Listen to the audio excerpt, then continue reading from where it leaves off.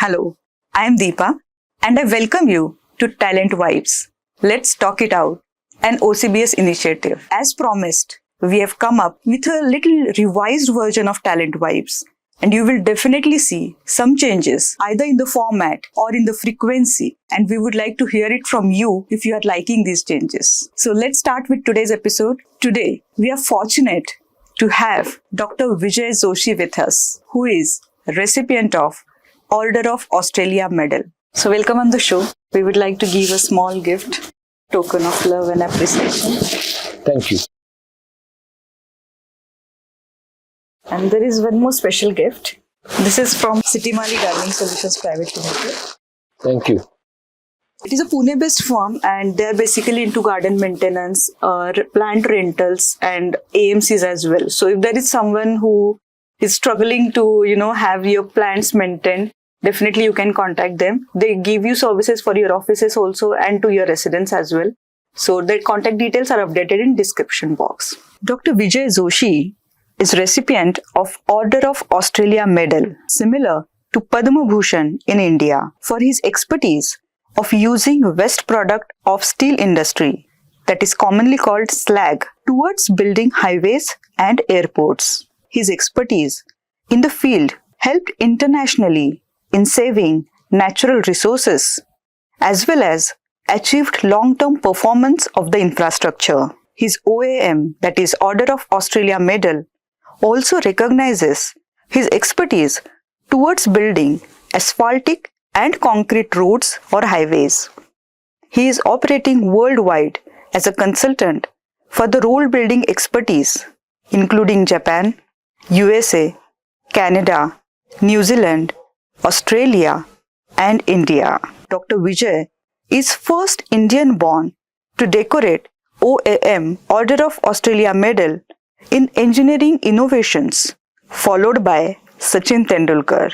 Dr. Vijay was specifically invited by Australian Prime Minister to be part of the event when Sachin Tendulkar was also awarded an OAM by the Australian government. Dr. Vijay's expertise in structural design and road construction using various applications of those materials in granular, composite, and rigid pavements spans more than 30 years and has associated closely with federal, state, and local authorities as well as private sector construction and asset maintenance organizations. For more than a decade, Dr. Vijay has been sharing his knowledge with the Maharashtra, Karnataka, Odisha, and Jharkhand governments, the Federal Chamber of Commerce of India, and various steel manufacturers such as Tata, the Steel Authority of India, and Jindal Steel. Dr. Vijay has been appointed as advisor to National Highway Authority of India, NHAI, Delhi, which is also volunteering towards India's better infrastructure. As a postdoctorate fellow, Dr. Vijay was advisor to Government of Japan for optimum utilization of waste and as such conserve natural materials during 1995-96. A Thane resident, civil engineering graduate from VJTI Mumbai, he migrated to Australia in 1991, completed his doctorate from University of Wollongong, Australia. He has worked as sales and technical manager with Australian Steel Mill Services, NSW, a subsidiary of Levi Company, USA. So welcome on the show, Dr. Vijay Joshi. Thank you. So let's start with your introduction. We got to know so much from your introduction, but we would like to take you back to those days when you were just a student, engineering student who is passed out from esteemed VJTI Institute. So what were your expectations when you passed out as a student, and what were you looking out from, or what were you expecting from your career as a student? See, at that time, there was no career path as such, so it's difficult. Only thing the guidelines was what was the senior students were doing it, and they obviously just follow them. There was nothing like that, the career, or you can make the career in the engineering or in the particularly any branch of civil engineering. We didn't know anything about that So time. even placements were not there? Yeah, that time? no, there was no, I mean, there was a placement officer there, Okay. but there was no placement interviews. Okay. What right now they have. In fact, currently, students are saying proudly, I had the job, Right. placement. So Correct. there was no placement, there was no Google, there was nothing, nothing like that. So, you have to stand, alone Right. and then find your career. So, I mean, whatever the first job it comes, that was I remember I did the diploma first. And during the diploma, we have the 6 month training. And I'm talking about in 1975, and my first salary was rupees 250 rupees. So if it was, but it was very nice, I said, because it was my money, it was a hard-earned money, which was my money, But so I'm sure in 75, value of rupees 250 was like equivalent to around 2 lakhs today, probably. Yeah, possible. I don't know, but I was happy with rupees 250. Right. So my first salary gone to my parents, of course. Because it's parents, who brought me, Right. up to this level. And then, of course, I'm very much keen at that time playing carom. So I wanted to buy, expensive, very professional carom. Okay. So my second month salary is gone to 100 rupees buying carom, then traveling by first class, those sort of, in the train, of course, local train. Right. That was the Luxury. I said, that was the, big things. Yeah. Right. So that's how but then when I completed my BE in 78, I remember, I don't know whether the interview permits to tell you the jokes or no. Absolutely. But, you won't believe, I got a job with a company called Grandwell Norton. And they said, okay, you have to go to Tirupati, So I went there and, the flight was organized, everything was there. And the result was after my flight. Okay. So my friends, who was also engineering buddies, they said, hey, if you fail, they are going to charge you the 1,200 rupees, So it was scary, I said, oh my God, how to pay that if I fail it, So that's another, that is how the fun was at that time. So coming back to your main question, so there was not career as such, just whatever the job you get it, you enjoy, because the money, which was your money, you never seen this. I was on the scholarship for 50 rupees per month. Now from 50 rupees a month to 250 rupees a month, it's a big jump, So I was on the moon that I had the 250 rupees of salary. So that was the, and no Google, that's the main thing. Today we can't imagine. Yeah, exactly. Okay, so since you mentioned about your parents, would like to know a little more about your family background and where you belong to. Oh, actually, I'm brought up in Thane, Mumbai. Yeah. But my family belongs from a place called Borgaon, which is a very small village in the place, taluka called Tasgaon. Everyone knows Tasgaon because the grapes come from the Tasgaon. That's the Tasgaon Chaman. And that's a place. And of course, district Sangli. That's what my original, my family, my parents were there, Joshi family. Mm-hmm. And I'm proud to say that they are still there in their profession and they are doing extremely well. All my cousin, brothers, sisters, they are doing, my nephews, they are doing very well in that place. Fantastic. So it's my, proud moment to say that. And then later on, of course, I'm brought up in Thane. So my school, primary school, my high school, everything was in Thane. And I enjoyed that place and I'm proud to be Thanekar too. Thanekar, okay. So it seems like everything was settled. You were from Thane, did your schooling and you had a job in hand. So how this idea of migrating to Australia came from and what was the story behind it? Actually, before that, I migrated in 1990, right. But and I graduated in 78. So before that, I was in a few other countries like Middle East and Canada and a few other places. And I was in New Zealand in 88 to 90. And when I was in New Zealand, I had a trip to Sydney, Australia. And New Zealand country is so beautiful. I mean, nature-wise, so beautiful. But in terms of the job opportunities, I thought that Australia is a little bigger place. So let's move to Australia. And in 1989, we visited Australia. And then in 1990, we decided, okay, let's go. And that's how, I migrated to Australia. And eventually the visa came in 91. So I took my family, my wife, Manasi, or her previous name is Jyoti Rizwood, and my son Gaurav. So we migrated back in 91 to Australia, Sydney, Australia. Right. So you mentioned about your travel to other countries. So that was for a short span of like 2-3 months, or you used to go there like for years? Yes. I mean, at that time, Middle East was the big boom, and being a civil engineer, right.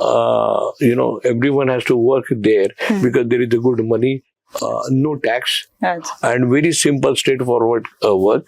So I was in the Middle East. I was in Oman, visited Dubai too. And then I found a good opportunity in New Zealand. So in 88, I migrated to, in India also, a work company called Humphreys and Glasgow. They are petrochemical consultants. I worked there a couple of years, on and off. So, but that was I just used to take challenges. I went there. And 1991, permanent migrated to Australia. Okay. So, approximately how long you worked in India in these like 10-12 years? Couple of years or more than that? Oh, yeah. On and off, say about 7-8 years. 7 years. Yeah. Okay. So then you went to Australia. Again, you had a good job in hand. But again, no? No. Okay. In Australia, the rule is that you get PR first. It's called permanent residency. Right. Once you get that permanent residency, then you go there and then you find a job. Okay. It's not like a US, I mean, US, because that's how most of the crowd goes overseas, and they have the job in hand and then they travel. Right. In Australia, New Zealand, England is a Commonwealth, some sort of a country, most of them have the same rules, saying that you get your immigration first. Okay. That's called PR, which you get it on the credentials you have, like what degree you have, how much experience you have, and what the country's requirement is. And accordingly, you get a PR, and then you fly there, and then you find a job. Oh, okay. So, and government supports you a little bit, but initially you have to shell money from your pocket. So. Understood. So it must have been difficult because we are talking about 90s, and that time it was not very common. Yeah, it was difficult at that time, and just follow the few other Marathi friends who's there, in Sydney, find out something. And then once you land there, then obviously there was a lot of, generally when people go overseas, the local people, not only the Australians, even for our Indian community also help. I mean, they do help. And particularly from the Australian side of it, I'm proud to say that a lot of hardcore Australians have helped me a lot. Just because you have to be, you have to be integrated in the society. That's the main principle. Then you will find the easy run. I think that is applicable everywhere. Oh yeah, of course. Like if you are in Pune, you have to be in Punekar. Or you don't need to put a helmet. So you become a Punekar. You become a Punekar. Yeah, so say same thing. You have to be part of this society. Part of, like in Australia, you had a game called Rugby League. Okay. So I started watching that game, and then slowly understood the game. Then the next day, when you go to the office or you go somewhere, even in the shopping, when you talk to the other Australians, and then say, hey, yesterday game was tough game, on this St. George team or whatever. And the guy was so happy, Same like a cricket here in India. Correct. So that's how, and that helps you a lot to settle, to connect the people and to settle it down. It's much easy. Much easy. Right. You went there, then you found a job, and then you decided to pursue your PhD. Was it the flow, or how is it? No, actually, I found a job, and then I was the second employee or the third employee of the company. Oh, The company was established a couple of days before, almost. And so it I was a went, startup that time. yeah, it was a startup, but that startup was being American company. They don't need money, so it was a big, Big startup. a big startup. Like only the startup in terms of the technical terms. Understood. So that's how I went there for an interview, and they asked me the question. Saying that, hey, do you? First thing is, I asked the company what company it does. Right. Because you should know what company is What doing it. business is it? Because the company was established yesterday. So they said, we are thinking to help steel industry. Okay. And I said, fine. So the guy asked me, who was the general manager at that time, who asked me the question, saying that, hey, do you know slag? The word he used, SLAG, slag. And I said, no. But I'm happy to learn about it. That was my statement. And then he said, okay, you had the job. Straight away. So I was, shocked, there is something is wrong. So I thought that it's just fishy going on. So I asked what the company does. Right. They said, we are going to provide a service to steel industry by get rid of this slag. I said, what is slag? So I asked the same question. The guy said, you are engineer. It is your job to tell us what this slag is. And that is how I got a job there. And that's how the day started. And I do remember it was 24th of Jan 1992. Okay. Because it was my son's birthday. Right. So the general manager asked me, okay, go and tell family that you had the job. I said, I'm sure, I'm going to celebrate it anyway. Absolutely. Because it's my son's birthday. Right. So he said, on the way back, get a nice champagne and enjoy. But I want you to start tomorrow. Great. So that's how the career started in Australia. Interesting interview. Oh, yeah, very interesting interview. I wanted to share that. I wanted to convey that to the rest of the youngsters, that you don't have to say yes, sir. You can ask the questions. And sometimes the guy who is sitting on the other side of the table appreciates saying that the guy, how he's asking the question, they might say, no, we are a $4 million company, okay, yeah, that's fine, but what you guys do, you can also check check in the sense whether I'm going to fit in there or no. Both sides, So it's not only the one side, the guy is asking only the question, and till you say no, then he will hire you. That's not the case, Right. You ask the question, saying, hey, how come, and then later on, after 20 years in the career, I was on the other side of the river, and I used to take the interviews. So at that time, I also realized that, hey, the few kids ask very smart questions. And that's why you employ them. Right. So you don't just employ by watching their CV, Absolutely.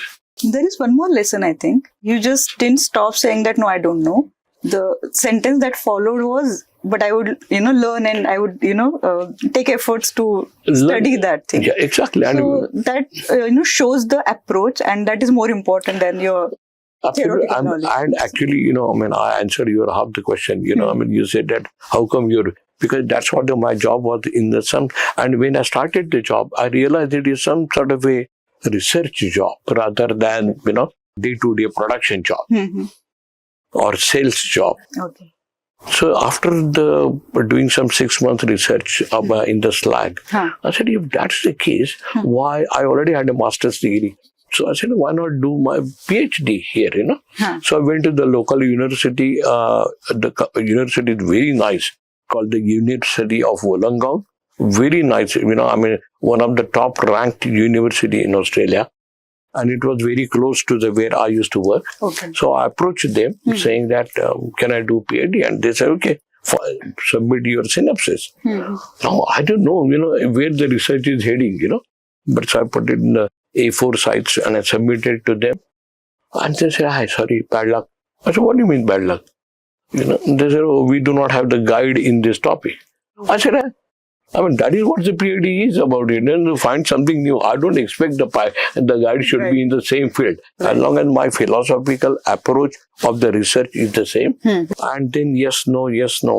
And eventually, I mean, very interesting. And I wanted to share that in this year because your talent vibes is in a good name. So I wanted to share this sort of experience particularly because it was a R&D job, but it was a full-time job at outside the university. Now, university rule says that you have to work, you have to do the research in the four walls of university. Okay. So first thing is, I called a meeting with Vice Chancellor Administration, myself, and I said, could we do it, outside? Okay. Then there was this is out of box thinking. Correct.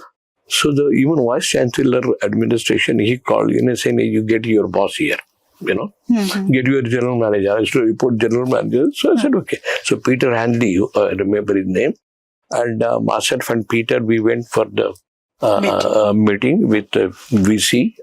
And because I invited the meeting because I wanted to do PhD.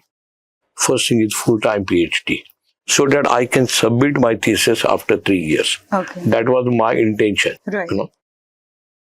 So I asked him, can I do my full-time PhD registration here? And the university said, hey, you have to work here within the four walls. I said, my general manager, who is guaranteeing that this guy is going to do the research outside the university. Right. And he's here. You can ask him. Correct. And my general manager supported that very well. And not only he said that, it is my job whether he does his research or no, because I'm paying him. Correct. Then the university said, okay, that's fine. And then, of course, every time you don't see the money. So I have asked the university saying that I do not want your scholarship because university pays some scholarship. I said, my company is paying me, salary. So I do not want double dipping. Right. You have to be transparent with the people. You just cannot be. So that is also another brownie point tick mark. Absolutely. And the third point, but my general manager, he was very, he was the general manager too. He said, hey, Vijay, I do not want your PhD. Okay, you can do your master. Your master degree is enough for the research, whatever we want. Okay. So don't come to me saying that I have done the PhD, so now pay me extra. So I was fixed. And I said, no. You even don't pay me after my PhD, but you allow me to do the PhD.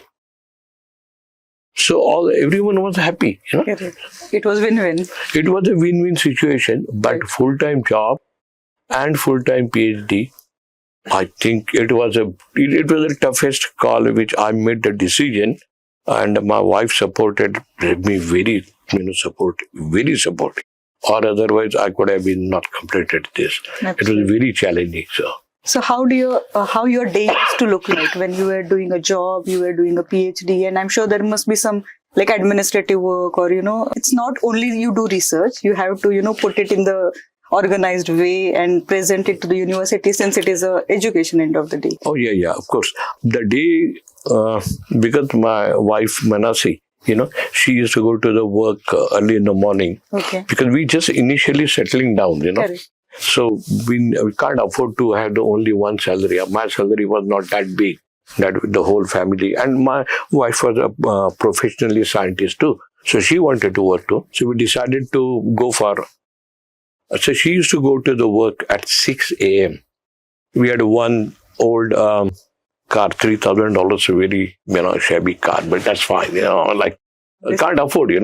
So you can take a car up to the station. I will drop her, come back at again 6 o'clock, 10 past 6. My son at that time was 7 years old. Right. So give him the breakfast, bread omelette, whatever I can make it, And then at 8 o'clock, at 7:30, I used to go to the work. Okay. 8 o'clock, then he will go to the school.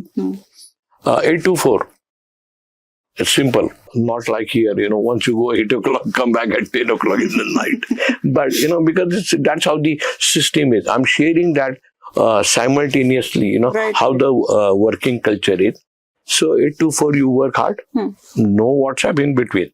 But I mean, it's, absolutely no time pass. Just no time pass. Just focus there.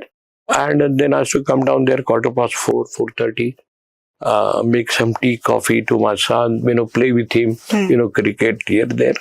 And then about 6:30, 7 o'clock, I will make some food because I cannot make the roti, but make a little bit sabji, whatever, I can, vegetables. And then at 7:30, I will go station, pick up Manasi, come back 8 o'clock. We will have the dinner quietly.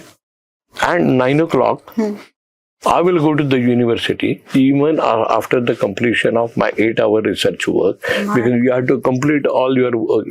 It cannot be delayed, So 9 o'clock, 10 o'clock, I will go in the night, go to the university, come back about 2 o'clock, 3 o'clock. My God. In spite of no money, completion of PhD. Right. But I said, it will pay later on. That was, I was believing. And it was tough call, but it paid off me. I was so happy, Yes, my wife, Manasi, supported me very well during that process. It's not, I slept 3 hours, 4 hours every day for 3 years. 3 years. My God. So it was. That is the commitment. Yeah, of course. And our commitment, I have made it for myself, And there was no money motivation. There was no. It was just like for your own satisfaction or my passion, because when I see that product, which is a new product, in entire world, no one has used that product anywhere. Right. So I thought that, it might, crack the ice. Till that moment, you have to work hard, and it cracked the ice after 3 years.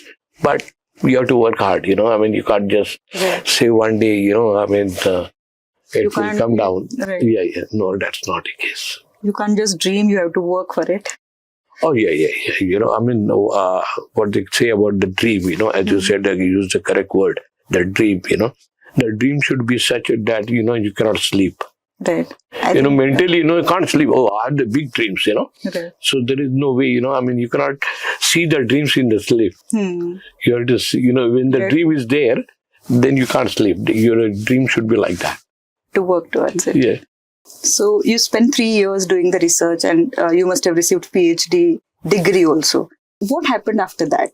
In 3 years' time, I completed all my PhD work, written, everything is But the interesting story was, there was a crack in the ice, there was a success story in the research. Generally, research is carried out, like 2 plus 2 is 3.99 or 4.01. I was aiming 2 plus 2 is 5. Oh. Yeah, and that was a very, because the product I'm talking about, the slag, never ever used anywhere in the world. And it was dumped all over the world. And the slag is one of the byproduct of steel making, which is 10 to 15%. So imagine, say for example, in India produces currently 100 million tons of steel. So 15 million tons, my God. It's mountains all over. You go to Durgapur, you go to Jamshedpur, you go to Bhilai, This is per year you're talking about? Yeah. Per year. Now India is, every year we are producing for the last 50 years. My God. And our Niti Ayog, we have just reviewed it and we just recommending our Indian government is going to produce it, 300 million tons in next 5 to 10 years. Now, if that's the case, what we will do about the waste product? Waste product, right. And that was the case back in 1992. And that is what my research is about.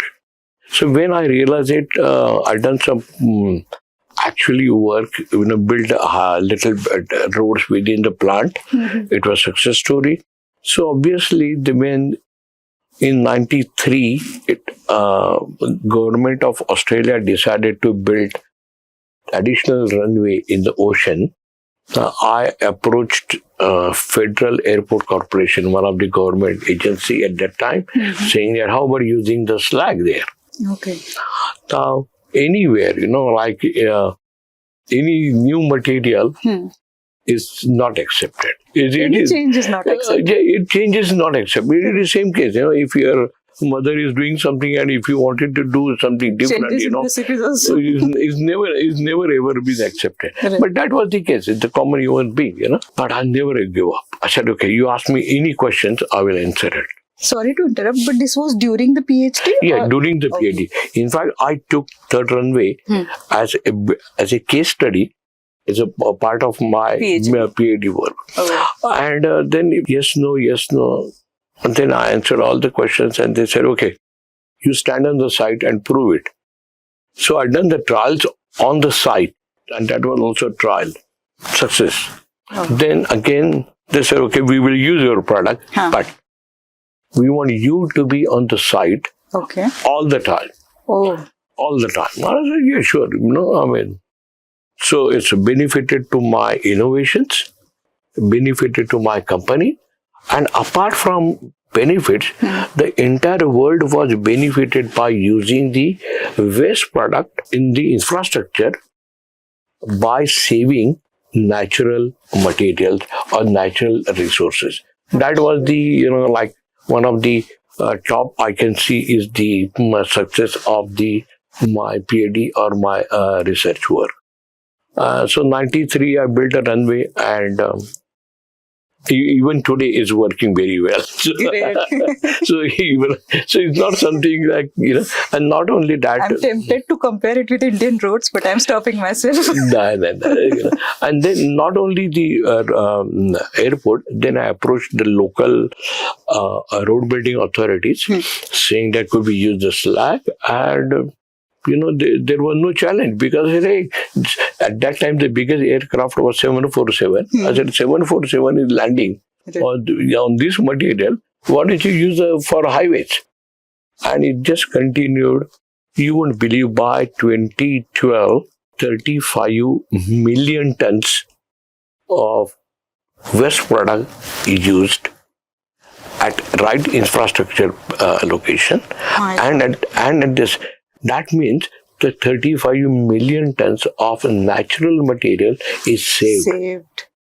What an achievement. That is what I was targeting. And now you won't believe, the big mountains are not there anymore. And in fact, it's rationing now. Vijay, can I get one truck? Can I get one truck? Right. The table changed. Yes, it's absolutely changed in Australia. And of course, during that process, when I completed my first draft of PhD in 1995, at that time there was no Google as such, So, but educational system was connected, university was connected, steel industry were connected. So Japanese steel industry came to know this success story, and then the Japanese government requested me to come down to Japan as their advisor, and that was my postdoctorate work also. So postdoctorate research I carried out again the slag. As an advisor to the government of Japan. So I was there in 95 to 97. I spent a couple of years there, came back to Australia, then finished my PhD, because there was some comma was missing. Some administrative. Yeah. So that is finished, and then formally my 97, first or 2nd of October is a formal convocation took place, but by that time I'd completed even my postdoctorate work. It's all, you can see that all out of box, So you stayed there in Japan for these 2-3 years? Yeah, not 3 years, 2 years. 2 years. Yes. And my job was to visit all the steel plants, what they do, how best they can do, and utilize this product. Suggest things, how about this?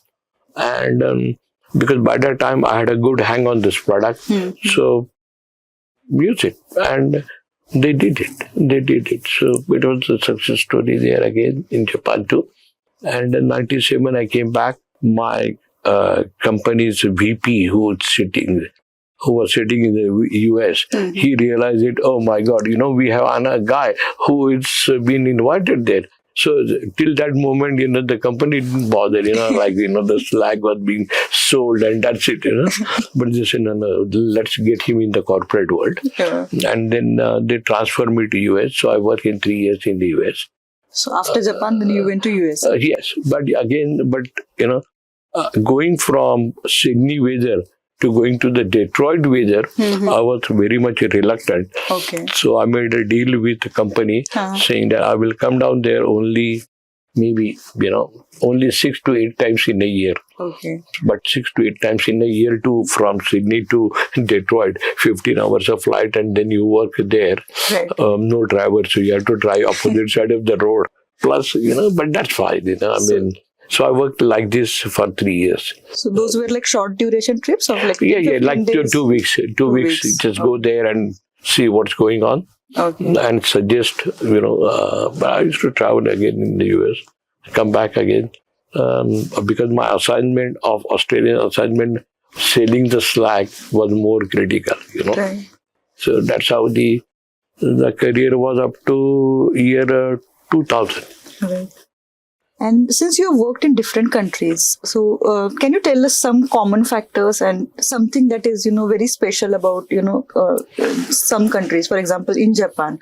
So Japan, in terms of culture or any other thing that you would like to mention? In terms of corporate, sorry to interrupt. Yeah, no, Japan, I can say that, it is a good combination of Asian culture and Western technology. Okay. Yes, sir, it's still the culture, what we have here in India. Right. But in Western world, they have the long-term vision. I went to one of the steel plant called Kawasaki steel plant there.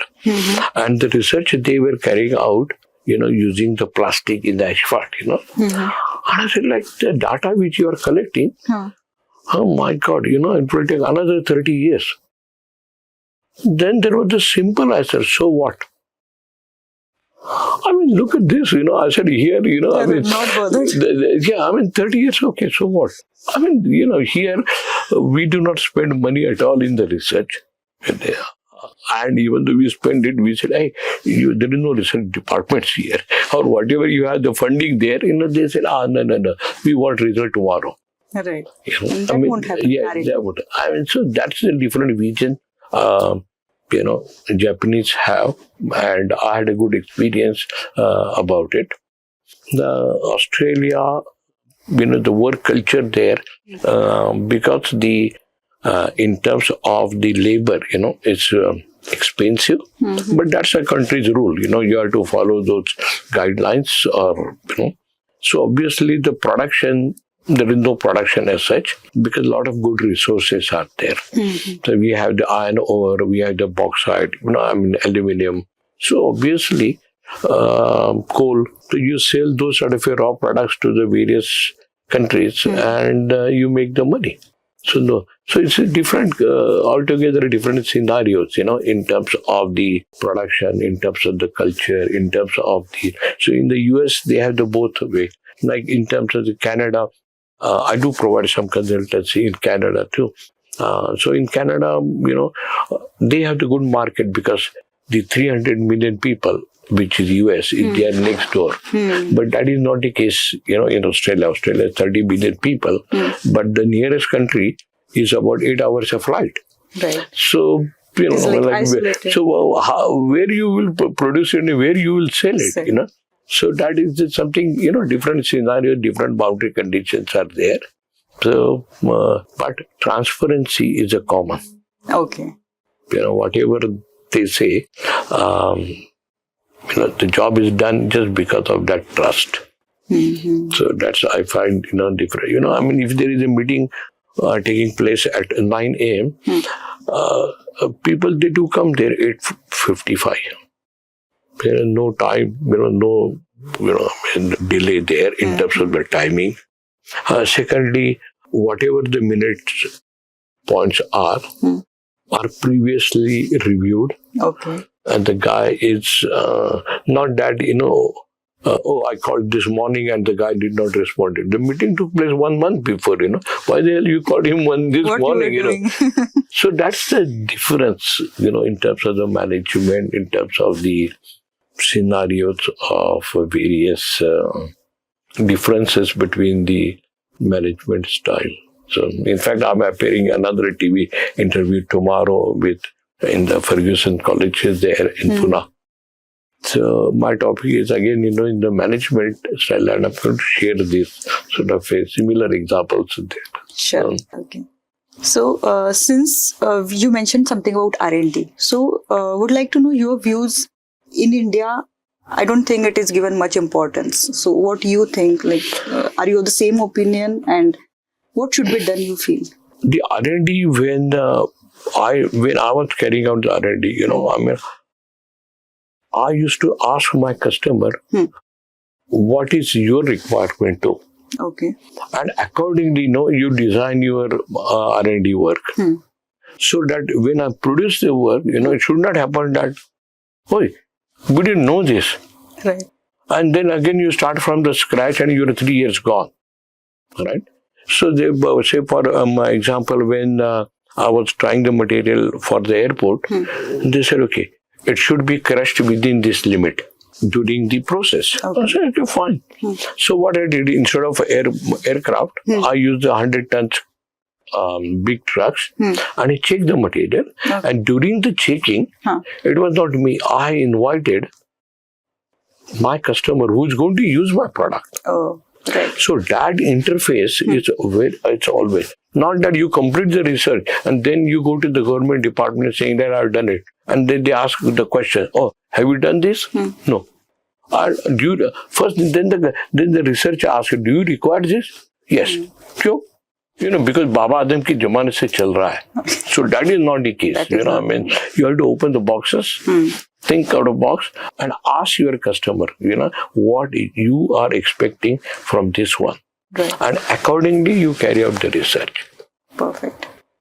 So that was well integrated within all the stakeholders, saying, and so that is why the success stories are there in the Western world. So you were talking about success stories in Western countries, and there is one success story who is sitting just in front of me. Oh, thanks, Deepa. Thanks. You are the first Indian-born Order of Australia awardee in technology field, right? So would like to know more about how did it happen and how did you feel? And feeling, of course, very proud moment, Right. But, I didn't know that someone recommended my name there. And the process, even I, So you were not aware that you have been recommended? No. It is in process? No. The Australian, whoever they referred me, they have the option. Okay. Saying that to be, the applicant should be, or not applicant, the referee should be known or no. Okay.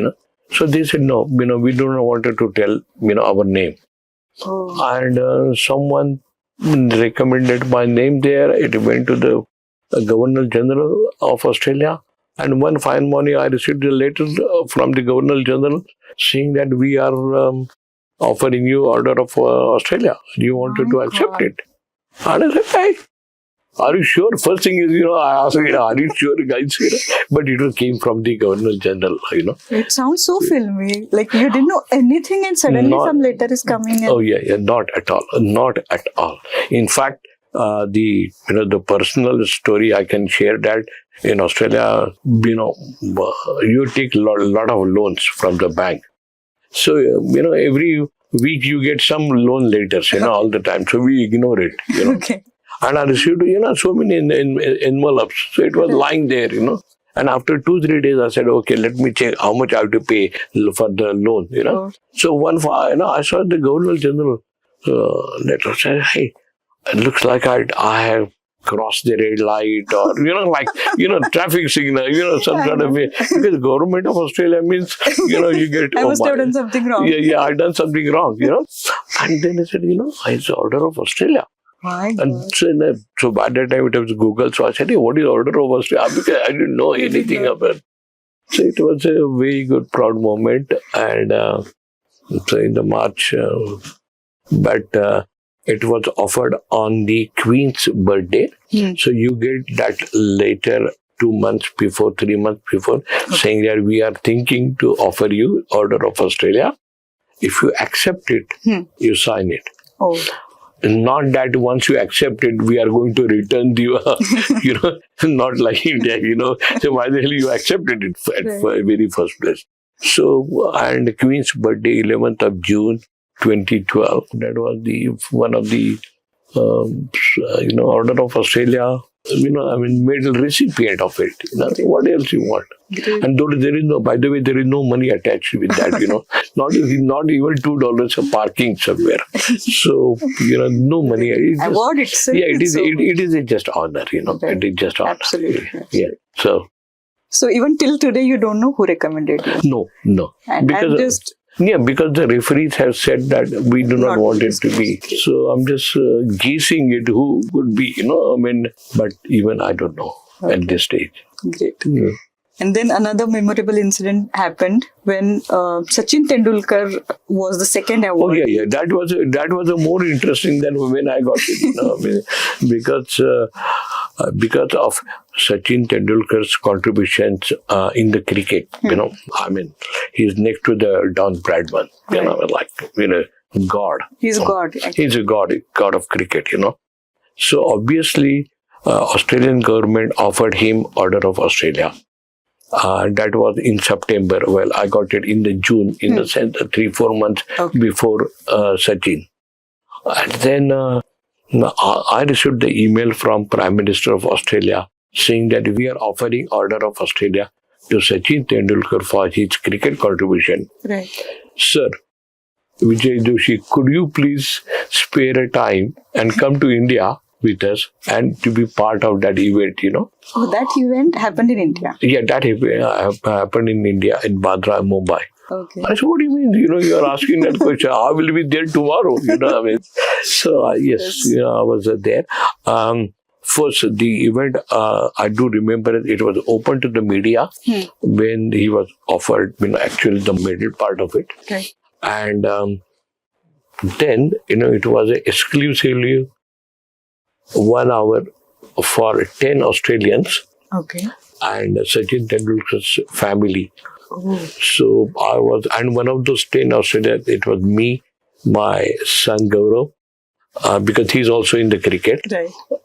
Then he has written a couple of books to Gaurav on the cricket too. And then Australian High Commission, Mumbai High Commissioner, all those top Australian admin guys were there. And to myself and Gaurav, and then Tendulkar, his brother, his wife, whole family, So that was amazing. And when he came to know that I'm the first recipient of it, and I got it because I'm making the roads, with the using waste product. Right. He still remembers me because after that I met him a couple of times. And then he says, "Hi, Raste Wale Joshi." So far I knew only the Vade Wale Joshi, but now Sachin knows me, as a Raste Wale Joshi. That's the biggest compliment I got it, from him. Yeah. So that was the of course. And later on, I must say that above me, well above, there is a third Indian citizen who got Order of Australia is Ratan Tata. Oh. It's a big, big salute to him. Very, very big.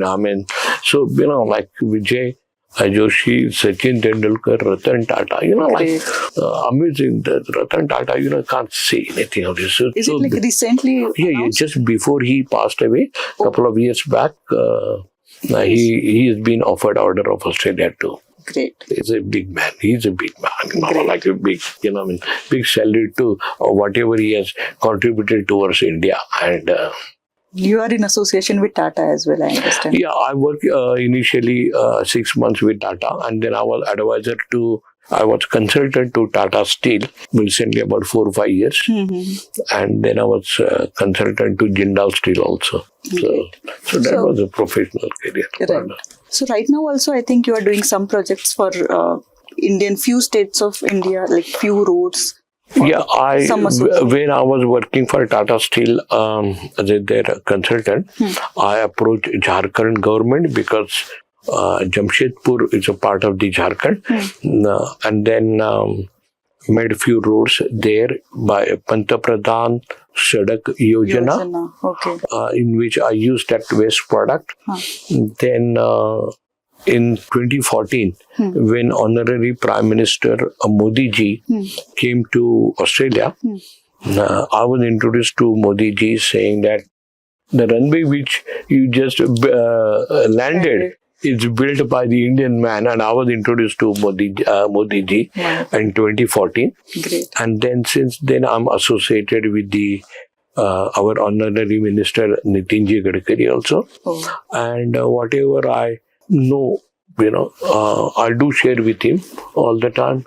New technology, whatever it comes in the world, because I, in that industry, so obviously whatever I had the experience, knowledge, knew, so I do share with him, and he also respect that very well too. In fact, couple of years back, he came to Australia to see the job, the work which I had done it with using the waste product. And you won't believe, I must share that. He came in the morning, he saw the projects, and then I said, "Sir, how about Opera House Harbour Bridge?" And he said, No, I do not have time. And in the same night, just for 24 hours, he flew back to India. 16 hours of flight and 16 hours back, just to see how waste product can be used, and how it is, And I felt it bad, like Opera House, Harbour Bridge, all the beautiful beaches in Australia. And he said, no, I do not have time. I came here to see how best roads can be built.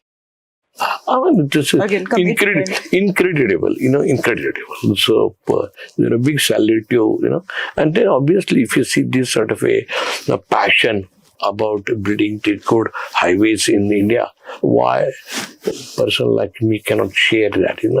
Every time I see this something new, I do share with him, saying that this is what new is happening. And recently on 16th of Jan, there was another product of pot filling. It was launched in Nagpur. It was launched in Nagpur. I demonstrated that how potholes can be fixed. And we are working on it now. So that is some different product altogether? Yeah, this is altogether a different product.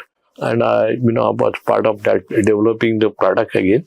So we are doing that. And in the monsoon, this was success story couple of months before. But now we wanted to do the full-scale trial in the monsoon, see how the potholes can be fixed. And then maybe end of the monsoon, this product might be accepted and can be used here in India too. So this product is originally developed in Australia and you are trying to implement it here? Yes. It is developed originally in US, but we developed it to suit Australian conditions. And now we are developing. I had done some sort of a development for India when we have the 3 months heavily monsoon. And potholes cannot be fixed unless, it is a dry period. And 3 months, you won't get a dry period. So I have developed the product in such a way that it can be used in the monsoon also. So we are working on it, and hopefully in few months' time, you will have another success story. Hopefully. Amazing. We'll again call you on the same podcast. Oh yeah. I will be more than happy to share that, in the what they call the talent vibes, in your interview. So sometimes, I can share so much that I may not have the time to say thank you. So let me say thank you to you first, saying that thank you, Deepa, inviting me on this channel. So we are discussing so much about the technology, about your research. So would like to know a little more technical details. So what exactly goes into road making? What are the challenges? Why we are facing these bad roads? Like technically, what are the issues? And what did you do differently in Australia? Okay, let me start with the engineering college level, that there are simple 2 layers, sub-base, base layer, and on the top is surfacing layer called asphalt. It's non-structural member. Okay.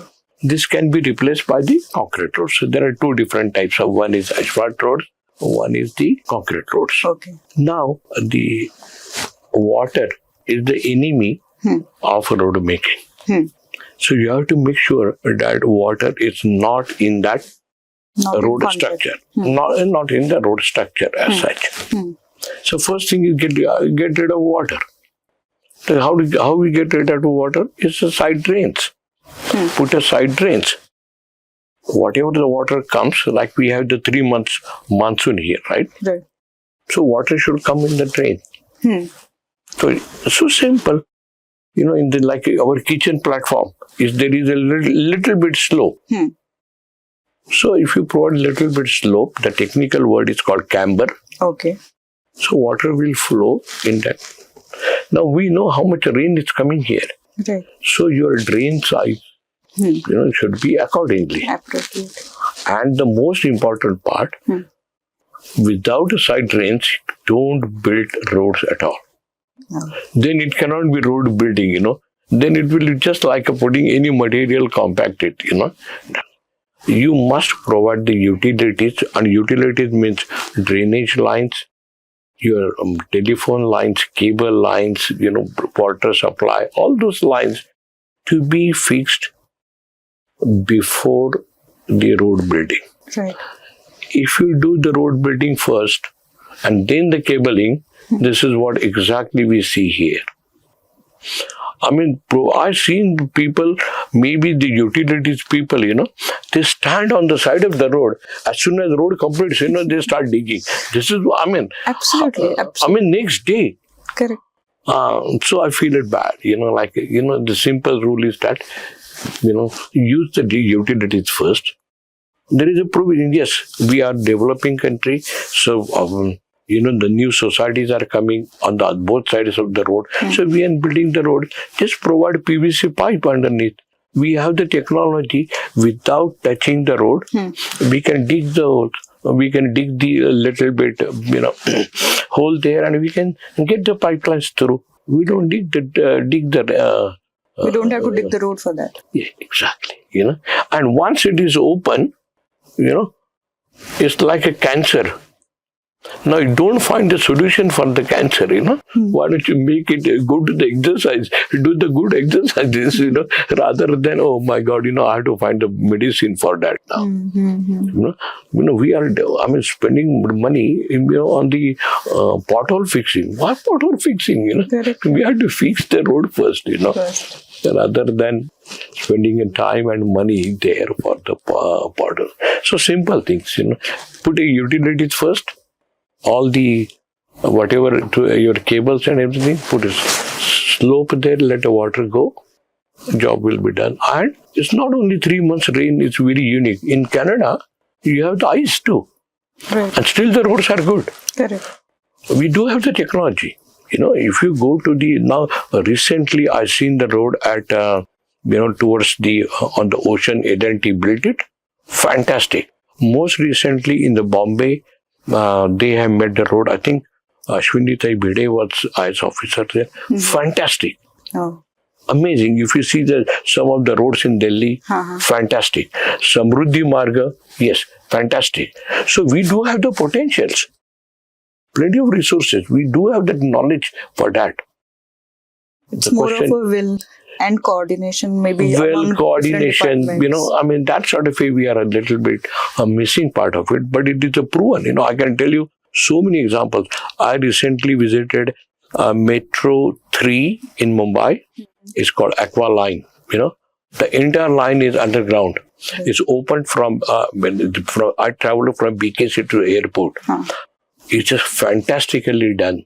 And I'll strongly recommend to any of the people, those who are in the infrastructure or any public, they must travel with that. It's an amazing job. I had traveled in two sort of a metros all around the globe, but I have not seen this sort of a excellent work. So I must congratulate to, I think IS officer is Ashwini Vijay.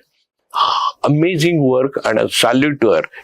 It's a passion and the implementation. Great. Both came together. Amazing work. There are a lot of positive. Look at Vande Bharat train. Express. It's like you are traveling in any European train. Right. Any European, or much better than that, because we have the employment. Plenty of people are being engaged. Right. As soon as you enter there, you have the nice cup of tea. Correct. That's not the case in the Europe, You go there and get your tea somewhere. But here, so we do, coming back to this, we have so much resources, talented people. And these are the examples. means we can do it. Look at the Kumbh Mela. Right. Absolutely well I mean, 50% of the India visited there. 50% of the so much population there. Correct. And job done. Yes, few guys made the money. That's fine. That's fine. But that's how the economy is moving too. Right. Airline charge something 50,000. If you travel on the 11th hour, the airline will charge you. Definitely. That much. But entire show was done very professionally. What else you want? It's a management lesson. Absolutely. This is absolutely management lesson. So definitely we can say there is hope, even though right now it is maybe in nascent stage, or we have few success stories. So definitely in next couple of years we'll have more stories and better roads to travel on. Yes. Yeah, of course, in the roads wise, if we are focusing there, yes, we can do it. Right. We have done it. Mm-hmm. So in future, yes, people say, Vijay, what, you travel 6 to 8 times in a year. I mean, it's my own country, so why not, and yes, there is a light at the end of the tunnel. Question is how long that tunnel is. But we are heading there. We are going there. Great. Okay. I would like to again take you back to those days when you moved to or immigrated to Australia and you were doing a sales job. Is it that? Is it the case? In Australia, after my technical innovations, fortunately, my manager, I must recognize her, called Shani Smith. Okay. She was absolutely, one of the top managers. My even New Zealand manager, Brian Pitwalski, in Australia, and Shani Smith, amazing managers. And she said, because I used to say, I'm technical man, I said, unless you are a strong knowledge about the product, then only you become a salesman. Or otherwise, you go there and you ask, the TV guy, saying that how this can be done. And then he said, I have to check and go and check the technical man. And you drop the sales. That's simple. Correct. Means the guy, so the Shani Smith said, no, Vijay, I will grill you, in terms of trained you very nicely. And she put a sales cap on me. And then you won't believe, I got sales and technical manager position. I went to the much higher positions. And one of my VP was asked, how come this guy, Indian guy, it's become so much highly paid guy, doing, in this role. How come he's in this role? Right. And then my VP supported me very well. And he said, this guy can sell ice to the Eskimos. So he can, he can be sell, and that's how we promote. So it's a question. I got a good good manager. And one of the, I can quote you the example that one of the small airport which I was asked to build on an urgent basis. Australian Prime Minister was coming there urgently. So in 8 weeks' time, we did it in a small strip. We did very well. So my boss, Shani, she was invited for that inauguration of the airport. And then she said to me, Vijay, why don't you attend this? I said, Shani, the invitation for you. And she said, you did a whole job there. I don't know where is that even airport is. That airstrip is. So you better attend that. Now you tell me, your manager is telling that, I don't know, you have done the job, so you better attend it. So lot of, in this story, a lot of things to learn. In between the lines, absolutely. A lot of managers to learn. I'm telling you, that is the case. So you get opportunity to this sort of a example to work with them. So obviously, I carry on with my juniors too there, saying that, okay, you carry on and I'm not there. You guys are doing the work, Okay. So whoever I know who is working abroad in foreign land, they're usually doing their technical work and that is okay. But then doing a sales job in a foreign land, so that must be difficult. First thing is, you have to integrate in the society very well. Again, you are going back to that point. Yes. Once you are in the society, knows all the plus and minuses, carry on with the plus whenever the time comes, but easy job. you should know your job very well in terms of the technical things. Okay. Then sales job is easy because you can answer the question straight away. You don't have to refer someone. Right. That's the difference. And if you have that, to offer, you can say, I can quote another example, Boeing CEO, Keskar, He was absolutely technical man. Okay. But he's the CEO of Boeing and selling all his aircraft to India, all over the places. Right. How come? Just because that sales cap on the technical is like, that's what I'll quote that again.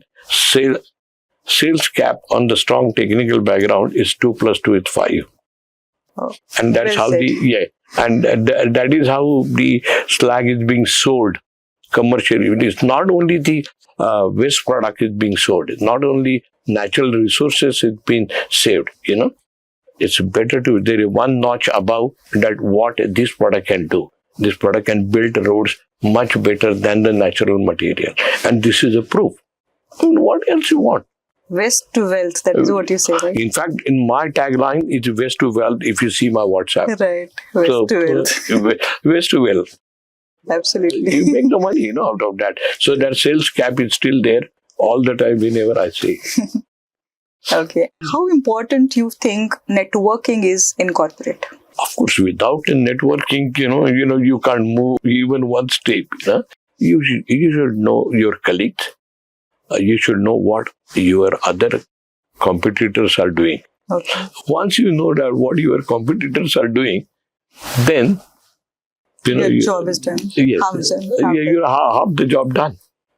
And then you find your own innovative ways to sell your particular product, which you don't have to criticize, never ever criticize your competitor. Never ever. You have to respect that because you might be with them tomorrow. Correct. So you should never ever criticize anyone, but you find your own way of something different.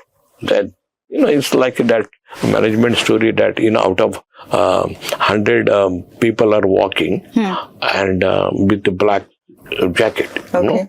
and there only one guy is with the white jacket, only with them. So the question is, so you ask the people, student, what is this difference, and they say, I'm like, oh, might be, he did not find the jacket or not. Just call him, he's a different. He's a different, he's not something doing common. He's just thinking out of box and might be thinking, okay, let me try. Okay, let me try. You have that approach. You might find during the process, I had told you many successful stories. But yes, there were a few, with this slag, I tried to produce cement exclusively. It was not possible, but I did that too. So you have to go for various ventures, various options, and see what are the success stories. But do share that, keep that in the mind. And this is all happening all with the network too. Right. Because then you ask the people, how come, I failed? And, he might be good, Vijay. You have to do this. Is it so? But you do something different and get, more and more out of that. So networking, yes, without networking, you can't just step out of that. Correct. Incorporate. Do you think people play the golf when they go on the play the golf yard? No, this is all networking. Just the networking. Not only the golf, you go to any social, even weddings, Right. Yeah, they do the at the parties. in the parties, they don't go for the drinks, They go for all the networking. Who is what there is a good phrase in the English called "who is who in the zoo." So that is the whole idea of that networking. Right. So, sir, what made you take a decision of starting DRS Consulting, your own consulting firm in Australia? Actually, I was working full time, but I was offered another consultancy role in India. Okay. So they said, could we start the company here? So I said, what's the name of the company? It's called DRS. DRS is the symbol in the cricket. whether the umpire gives you out or not out, or even the players also ask, whether get DRS. Right. And through the DRS, that tells you all the facts. So that is the name of the company called DRS. Oh. But at the same time, there is another detail of the company. It's called Dr. Slag Consulting Service. I thought of that only, Dr. Slag, I thought. Yeah, but for the common man, I said, hey, this is DRS. So I'll tell you all the facts. So this is so that's the name of the company. I started in 2012 and it's going very well. I'm independent. I won the contract with Tata Steel, then Jindal Steel. Great. I'm talking to a few Canadian companies too. Currently, I'm consultant to one of the biggest infrastructure company in Australia, where I used to work full time. The company called Fulton Hogan. It's a New Zealand-based company, but they are very big in Australia too. So the consulting role continues, and then of course, helping Indian government also. So. Great. Whatever I can. Noble job you're doing. Yes, of course. Like building the roads is the noble job. You are right. You are right. And how do you manage traveling so many countries, and you have your, base in Australia and all the time traveling to different countries, coming to India? How do you manage all of that? Once you have the passion, I think then there is no question of any physically restraint. You can do anything. Just the passion. Traveling, yes, there is a little bit a tough time. I used to come 8 times to India. Now I'm come 6 times, But 6 times is in India from Sydney. It's a long, it's a long flight. It's a long flight. I understand. That too also you come here, drive on these roads, and after 1 week you go back again. Right. So that's generally tough time. But my family, supports me very well, so no problem, Great. Okay. And then you don't stop here. Along with this, you have so many extracurricular activities. Yeah. You have connections with Marathi celebrities or otherwise also overall celebrities. You are in contact with sports persons. You are the one who were, part of the team, or you started your own Marathi radio channel in Australia. How do you manage all of this? Like, this is beyond my imagination. Do you get 24 hours or you get more hours than... No, I still have the 24 hours. I still have 24 hours only. I'm glad that you referred your research, saying that there are Dr. Savrikar, who is also honored as the Order of Australia. He had that in the mind back in 96, 97. Let's start a Marathi radio station. It's community radio station. And again, myself, Sharad Kanetkar from Pune, Deepak Bapat from Pune, and Sharad Pathak from Pune, and now Hemchandra Suryamushi, all our team. So we shared our work, So I was looking at that time only the technical part, like how to get the panel operation, some Deepak used to how it can be run financially, Sharad support, those sort of activities. But whatever you do the work, just focus on that work, So job can be done in 10 minutes time rather than you talk, just, continuously phone call. Hey, what's the problem? What's the agenda? Tick, tick, tick, job done, next. Then only you can go on. Yes, my son, he's also a cricket commentator. He has written the books about cricket too in Australia. Okay. He was IT guy, but that's another difference in the Indian style here in India. And after his IT career, he made money, and he said, no, it's not my passion is in the sports. So he one fine morning, left a good paid job and moved to the cricket. And now, he's a professional golfer too. He's a professional golfer. So cricket. So obviously, because of his cricket association, there are so many cricket players also visited my home, including Rohit Sharma and you name it. Everyone was at our place. Right. Politicians. Right, I missed saying that. Yeah. After whoever comes in, Dr. Jaishankar, then our parliamentary minister, Prahlad Joshi ji. So I get opportunity to meet them. Host them. Yes, I host them, tell them what we have done it here in Australia, and anything we can help India, please let us know. We are more than happy to do so. Great. So that's the time frame I'm managing, apart from my family responsibility, take care of the grandchildren too, like all those are with that. Right. So because my wife Manasi, she supports end of the day. Right. So not that, so that's how going on very well. How are you so grounded? The achievements, if we see on paper, then we can't imagine he's the same person. The way you were interacting with Talent Vibes team, and I've seen it a couple of other times also. So wherever you go, the way you speak, we don't feel like, we are talking to a person who is, that great. So what made you be so grounded? You wouldn't believe, I have seen many people and learn from them, you wouldn't believe. Last week, I was there with Dr. Marshall Karji. Oh. Such a big mind, absolutely on the ground, Okay. I met him. I do share whatever research I do carry out with him.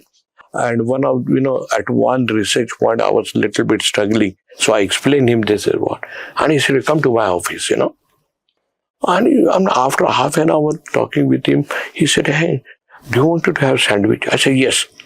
It's not, even though I had vada pav early, hour before, it's not because of sandwich. I would just say, I will get another 10 minutes from Dr. Marshall Kar. What else you want, I met Dr. Gupchup from Vijay, 92 years old. And he was teaching me in Vijay.